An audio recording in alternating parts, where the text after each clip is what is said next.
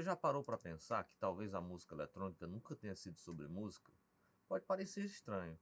Quando pensamos em música eletrônica, quase sempre vem à cabeça DJs, festivais gigantescos, luzes, lasers, sintetizadores, raves, boates, pessoas vestidas de neon e uma batida que parece conversar diretamente com o coração. Mas e se eu disser que essa história começou muito antes?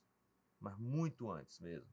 Muito antes do primeiro DJ, muito antes do primeiro sintetizador, muito antes de alguém imaginar que milhares de pessoas passariam uma noite inteira dançando ao som de máquinas. Na verdade, essa história começa quando um artista italiano resolveu afirmar que o barulho de uma fábrica poderia ser tão belo quanto de uma sinfonia. Passa por cientistas que criaram instrumentos sem cordas e sem teclas, por engenheiros que ensinaram máquinas a cantar, por compositores que demonstraram a própria ideia de música, e por jovens que galpões abandonados e pistas clandestinas, uma nova forma de enxergar o mundo. Ao longo dos próximos episódios, nós vamos viajar por mais de um século de transformações, vamos entender como a revolução industrial mudou nossos ouvidos e como a tecnologia deixou de ser apenas ferramenta para se tornar linguagem artística. Como quatro rapazes de Düsseldorf, no início mudaram a música popular sem imaginar o tamanho da própria influência.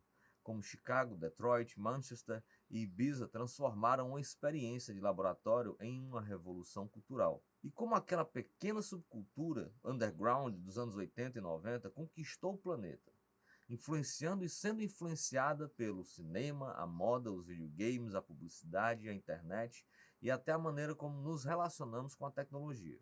Mas essa série também faz perguntas, perguntas que continuam abertas, porque algumas músicas atravessaram gerações. Como uma contracultura deixa de ser marginal e passa a fazer parte do sistema? Será que você se lembra dos clubbers? Foi um deles? Por onde andam? O que fazem? E talvez a mais importante de todas, o que essas transformações revelam sobre nós? Porque esta não é apenas uma série sobre música eletrônica. É uma série sobre cidades, sobre juventude, sobre tecnologia, sobre comportamento, sobre memória e sobre a extraordinária capacidade humana de transformar ruído em cultura. Então já deixe o seu comentário dizendo qual foi a primeira música eletrônica que realmente marcou a sua vida. Ela pode aparecer mais adiante nessa história. Se você gosta de documentários de música, de cultura, de cinema ou de simplesmente de entender como o mundo chegou até aqui, inscreva-se no canal e ative as notificações. Os próximos episódios vão se conectar como capítulos de um mesmo livro, e cada descoberta ajudará a explicar a seguinte. Porque a primeira pergunta que vamos responder parece simples. Quem inventou a música eletrônica? Mas, quando terminarmos essa jornada, talvez perceba que essa nunca foi a pergunta certa. A verdadeira pergunta sempre foi outra. Quando o ser humano decidiu que até o barulho podia se transformar em arte? É exatamente aí que a nossa história começa. Existe uma pergunta que parece simples, mas ela mudou completamente a história da música. O que é música? Hoje nós respondemos quase automaticamente. É uma melodia, uma harmonia, um ritmo, um cantor, uma banda, uma orquestra. Mas essa resposta só parece óbvia porque fomos educados a ouvi-la dessa maneira. Agora imagine viver na Europa do século XVIII. Feche os olhos, você acorda com o sino da igreja, escuta cavalos puxando carroças, o ranger das rodas de madeira, o vento atravessando as árvores, um ferreiro golpeando uma bigorna, uma feira ao longe, o canto dos pássaros. Durante milhares de anos foi esse o universo sonoro da humanidade. Os compositores escreveram música inspirados nesse mundo. Violinos procuravam imitar a voz humana, flautas imitavam pássaros, oboés evocavam o pastor no campo. Tímpanos lembravam trovões, até mesmo quando a música queria representar uma tempestade. Ela fazia isso utilizando instrumentos construídos à mão. A natureza era o grande modelo. Mas então o século XIX terminou e o mundo começou a produzir sons que nunca haviam existido. Primeiro vieram as locomotivas, depois os motores, as fábricas, as turbinas, as prensas hidráulicas, os elevadores, os automóveis, a eletricidade. As grandes cidades. Pela primeira vez na história, o homem passou a viver cercado por máquinas. E sem perceber, passou também a ouvir como nunca havia ouvido antes. O século XX não começou apenas mudando a política. mudou nossos ouvidos. É difícil imaginar o impacto disso. Hoje crescemos ouvindo motores desde o berço, mas nossos bisavós foram a primeira geração da história a experimentar a paisagem sonora dominada por tecnologia.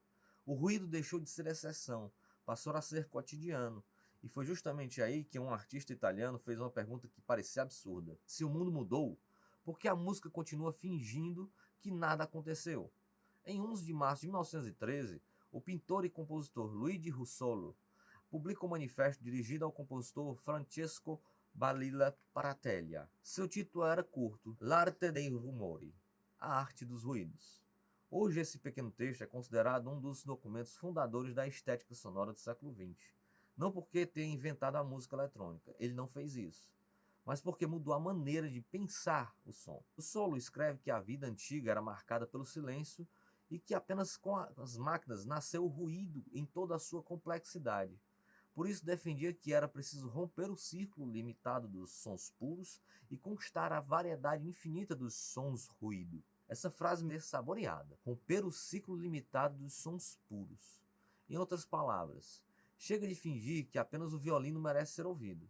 Chega de fingir que apenas o piano pode emocionar. Chega de fingir que a cidade não canta. Russolo propõe uma inversão completa.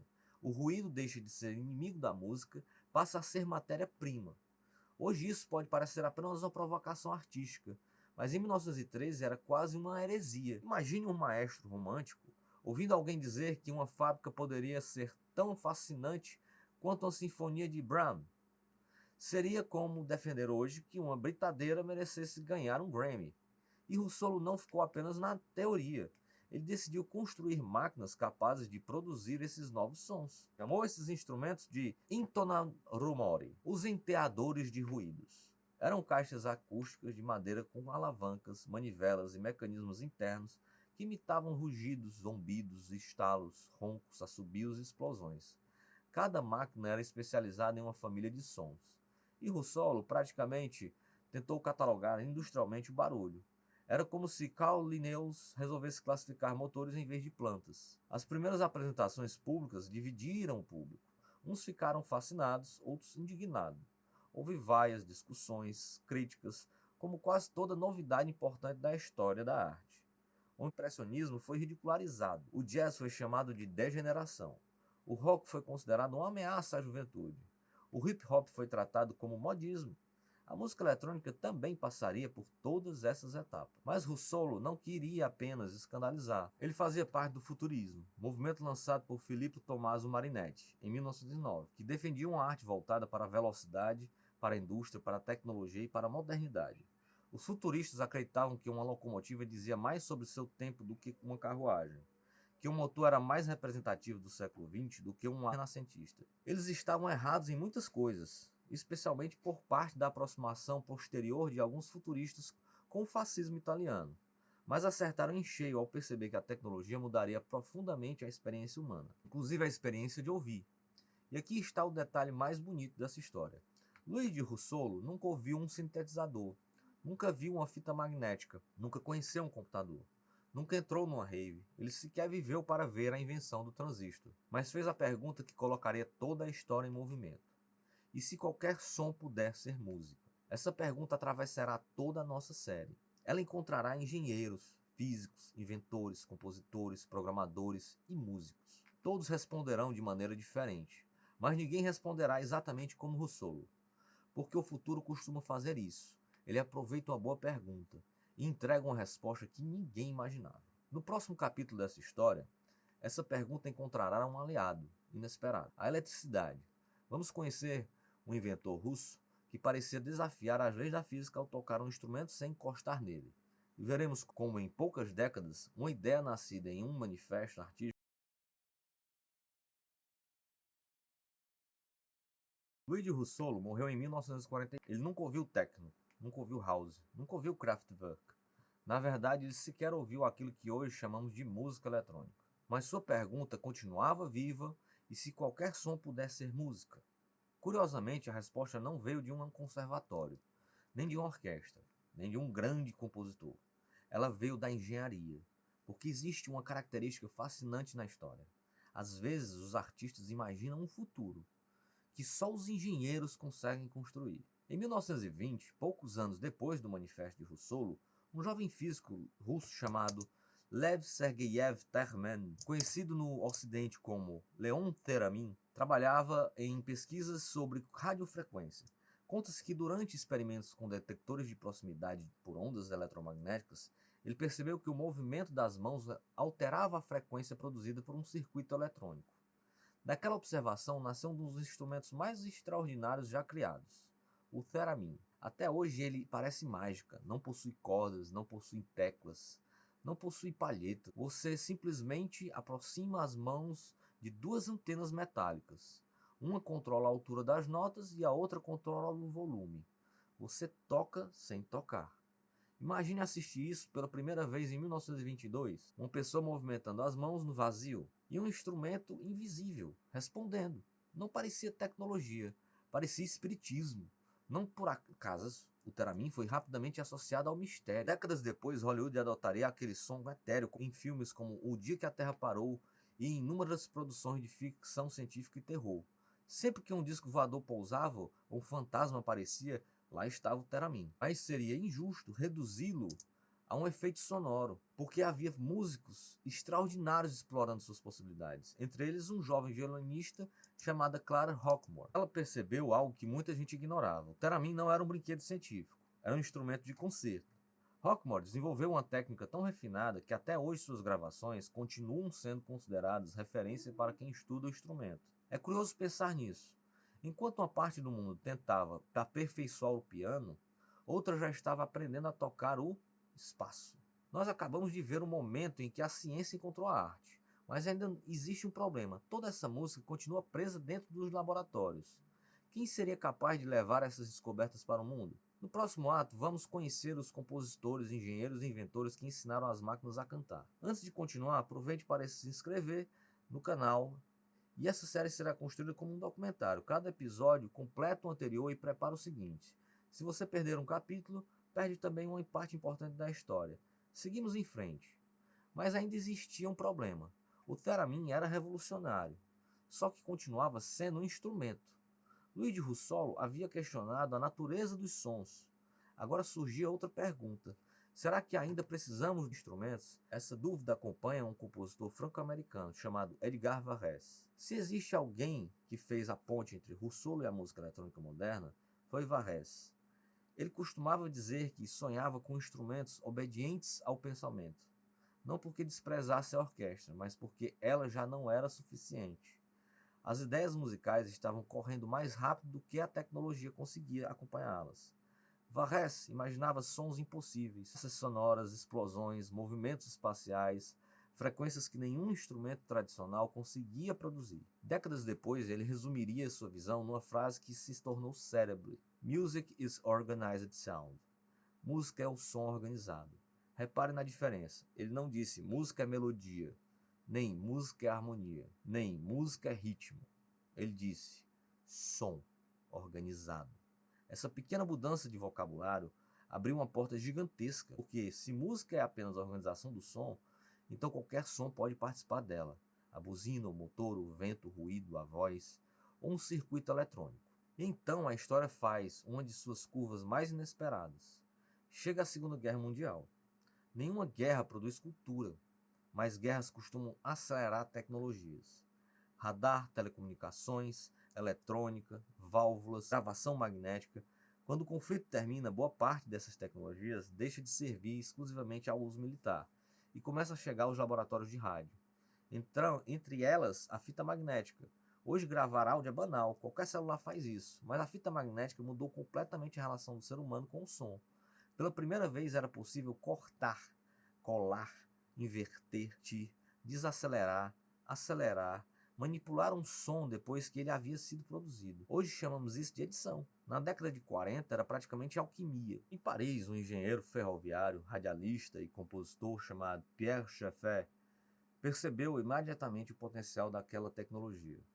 Enquanto todo mundo usava gravadores para registrar música, ele decidiu fazer música usando um gravador. A diferença parece pequena, mas muda tudo.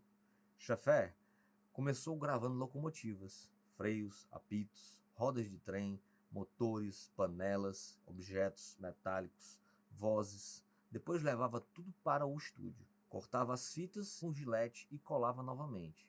Invertia, criava repetições, mudava velocidades, montava estruturas a partir de sons cotidianos. Imagine tentar produzir uma faixa de Ableton Live sem computador, sem mouse, sem tela, usando apenas tesoura, fita adesiva e uma paciência quase monástica.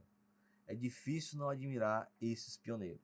Eles inventaram o remix, antes de existir o remix. Inventaram o sample, antes de existir o sampler. Inventaram o loop, antes de existir o botão de loop. Em 1948, Schaffer apresenta Etude au chemin de fer, Estudo sobre os caminhos de ferro. Não há orquestras, não há piano, não há cantor. A composição inteira nasce dos sons dos trens. Hoje ela é considerada uma das obras inaugurais da chamada musique concrète, corrente que defendia o uso de sons gravados como matéria-prima da composição musical. É um momento decisivo da nossa história. Louis de Russolo imaginou que o ruído podia ser música. Pierre Schaeffer demonstrou que isso podia ser feito. Mas ainda havia um limite. Schaeffer dependia do mundo real. Precisava gravar locomotivas, motores, objetos, vozes. E se nem isso fosse mais necessário? E se pudéssemos criar sons absolutamente novos? Sons que nunca existiram na natureza? Sons que jamais saíram de uma máquina? Essa pergunta atravessaria a fronteira da França, chegaria à Alemanha e encontraria um jovem compositor disposto a reorganizar não apenas a música, mas o próprio conceito de som. O nome dele era Karlheinz Stockenhausen. Até aqui, nossa história fez uma longa viagem. Louis de Russolo nos ensinou que o ruído podia ser arte. Leon Theremin mostrou que a eletricidade também podia produzir música. Pierre Schaeffer provou que qualquer som gravado podia virar composição. Mas ainda existia um limite. Todos eles dependiam de alguma coisa que já existia. Uma locomotiva, uma voz, um instrumento, um objeto. Mesmo Theremin continuava sendo um instrumento. A pergunta era outra, muito mais radical. Será que podemos criar sons que nunca existiram? Não copiar, não gravar, não transformar. Criar, do zero.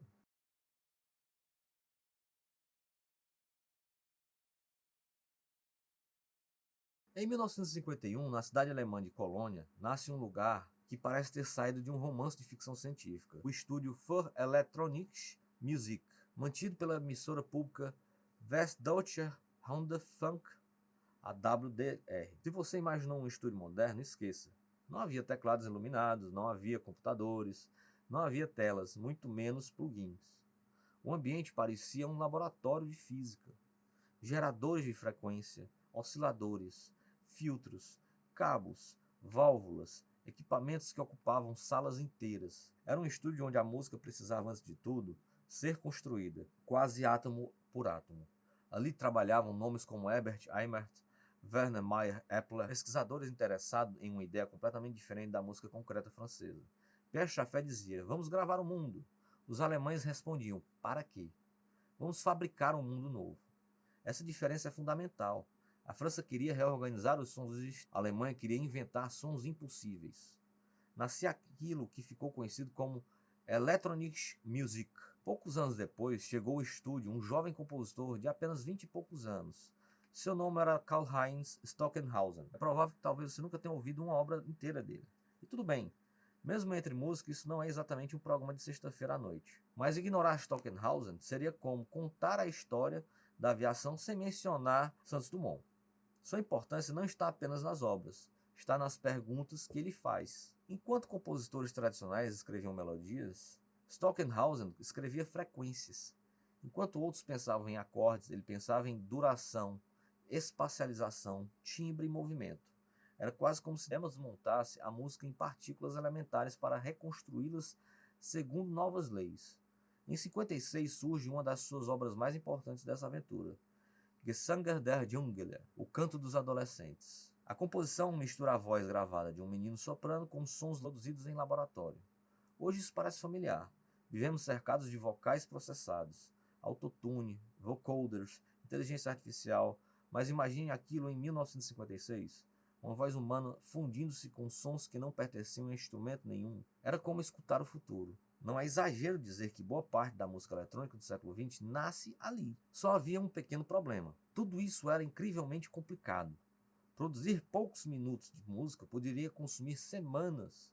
Cada frequência era gerada separadamente. Cada trecho precisava ser gravado, editado, cortado, colado, regravado, misturado. Era praticamente um trabalho de relojoeiro. Os compositores eletrônicos dos anos 50 talvez tenham sido os maiores especialistas da história em dizer: espera um pouco que eu estou renderizando, sem renderização. Enquanto isso, do outro lado do Atlântico, outro personagem observava tudo aquilo. Não era compositor, era engenheiro. Seu nome era Robert Moog. Moog fabricava pequenos módulos eletrônicos para universidades de músicos experimentais. Osciladores, filtros, controladores de tensão. Separadamente, aquelas peças pareciam equipamentos científicos. Mas Moog começou a perceber uma coisa: os músicos não queriam apenas estudar eletrônica, queriam tocar. Em vez de vender componentes isolados, ele começou a integrá-los. Nasceu o Moog Modular, talvez a primeira plataforma eletrônica realmente prática para a criação musical. Era enorme, pesava dezenas de quilos, precisava ser ligado por dezenas de cabos, desafinava quando a temperatura mudava. Mas pela primeira vez, era possível criar uma enorme variedade de sons sem depender de um laboratório inteiro. A música eletrônica começava a sair das universidades. Quase ao mesmo tempo, na Califórnia, outro engenheiro seguia um caminho diferente, Tom Buchla. E aqui encontramos uma divergência filosófica que continua viva até hoje. Moog colocou teclados em seus instrumentos. Buchla recusou a ideia. Para ele, se a música eletrônica era realmente uma linguagem nova, por que continuar tocando com um pianista, com a mesma interface? Por que repetir gestos do século XVIII? Se Russolo quisesse destruir os limites da música, fazia sentido reconstruí-los com teclas? Essa discussão atravessa toda a história dos... Até hoje existem músicos que defendem as duas visões. Mesmo assim, faltava convencer uma pessoa muito importante: o público. Os sintetizadores ainda eram vistos como curiosidades de laboratório, equipamentos caros, complexos, quase inacessíveis. Até que entra em cena uma musicista extraordinária, Wendy Carlos. Em 1968, ela lança um disco cuja ideia parecia absurda: executar Bach utilizando exclusivamente um sintetizador Moog. O álbum chamava-se Switched On Bach. Imagine a reação: Bach nas máquinas? Era quase uma provocação, mas aconteceu exatamente o contrário do que os críticos esperavam. O disco foi um enorme sucesso comercial, vendeu mais de 1 milhão de cópias, recebeu 3 prêmios Grammy e apresentou o sintetizador a milhões de ouvintes que jamais colocariam os pés em um laboratório de pesquisa. Talvez esse tenha sido o momento mais importante da popularização da música eletrônica, porque o Wendy Carlos fez algo que nenhum engenheiro havia conseguido. Ela emocionou. E quando uma tecnologia consegue emocionar, ela deixa de ser apenas tecnologia, passa a fazer parte da cultura. Observe como nossa história foi se transformando. Russolo imaginou, Theremin eletrificou, Varese sonhou, Schaeffer gravou, Stockenhausen construiu, Moog democratizou, Wendy Carlos convenceu, mas ainda faltava um ingrediente: a rua. O automóvel, a cidade, a repetição, o ritmo, a juventude. Faltava alguém capaz de pegar todas essas descobertas e transformá-las em música popular. Curiosamente, quem faria isso não seriam americanos, nem ingleses, nem franceses, nem italianos. Seriam 4 garotos de Düsseldorf que se conheceram no início dos anos 60. Essa história se parece com outra, não? 4 homens discretos, quase sem expressão, vestidos de ternos, cantando sobre rodovias, trens, computadores, energia nuclear e robôs. Sem saber, eles estavam prestes a inventar a trilha sonora do século XXI.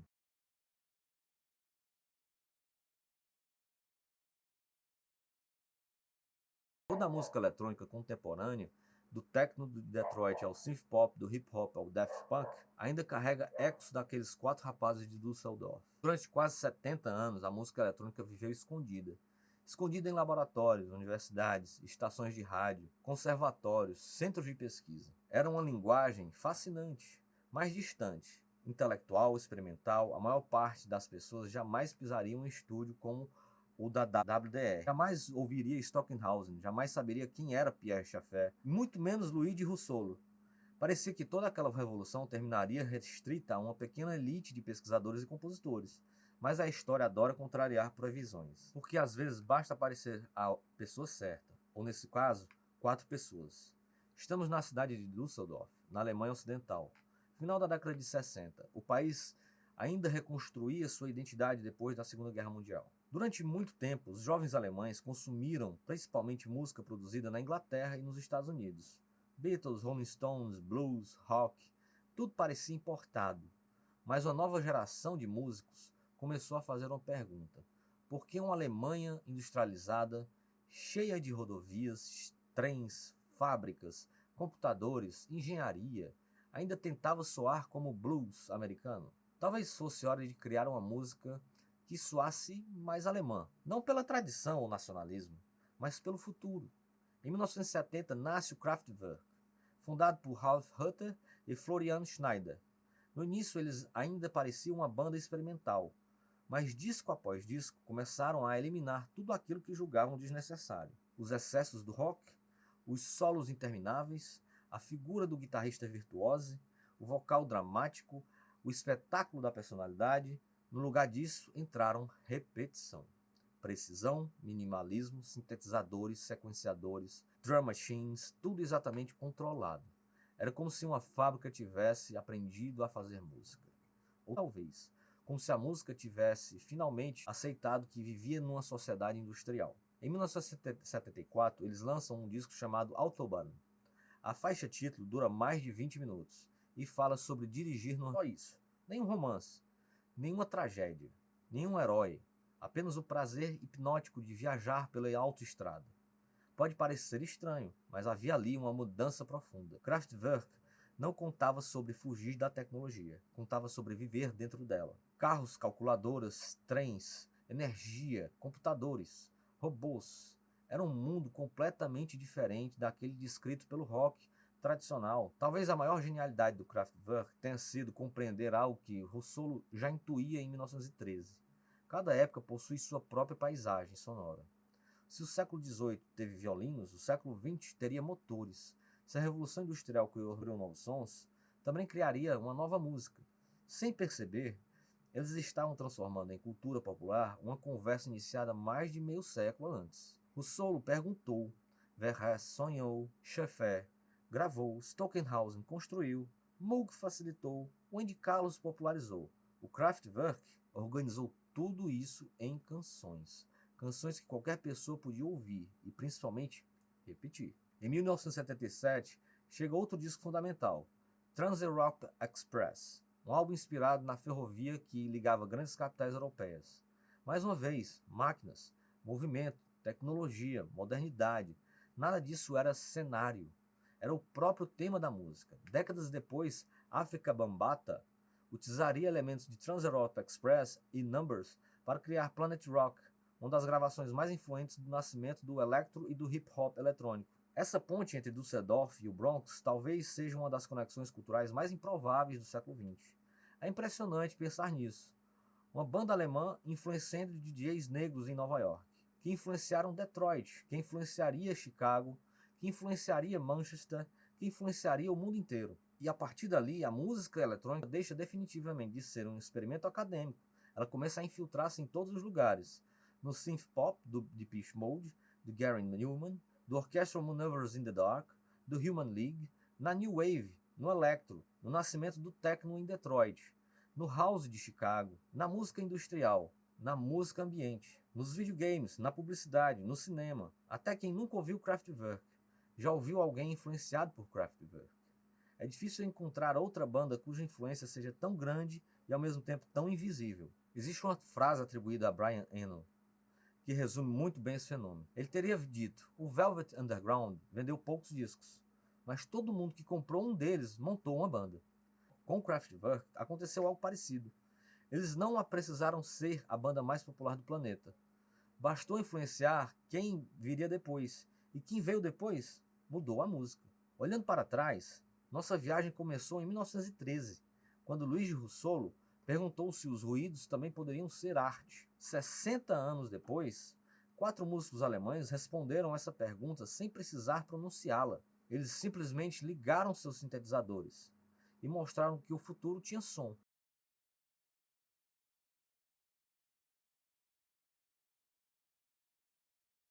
Quando começamos esse episódio, fizemos uma pergunta aparentemente simples. Quem inventou a música eletrônica? Agora você sabe a resposta. Agora você sabe que a resposta não cabe em um único nome. Ela atravessa mais de 60 anos de história. Passa por artistas, cientistas, engenheiros, inventores e compositores que usaram imaginar sons que ninguém jamais havia ouvido. Mas a parte mais surpreendente dessa jornada ainda nem começou. No próximo episódio, essas máquinas finalmente sairão dos laboratórios. Elas encontrarão as ruas de Chicago, as fábricas abandonadas de Detroit, os clubes de Manchester, as praias de Ibiza. E uma geração inteira que transformará uma experiência científica em uma revolução cultural. Aí que nascem a house, o techno, as raves, a cultura clubber e as memórias que marcaram a juventude de milhões de pessoas. Se você conhece alguém que viveu essa época, ou alguém que acha que a música eletrônica começou com festivais e DJs super produzidos, compartilhe esse documentário. Talvez essa pessoa descubra que a verdadeira história começou muito antes. E eu quero terminar deixando uma última pergunta. Se a Revolução Industrial mudou a maneira como ouvimos o mundo, qual tecnologia está mudando os nossos ouvidos hoje? Inteligência artificial? Algoritmos? A realidade virtual? Ou será que já estamos vivendo a próxima grande revolução sonora sem perceber? Nos vemos no próximo episódio. Um abraço e até lá!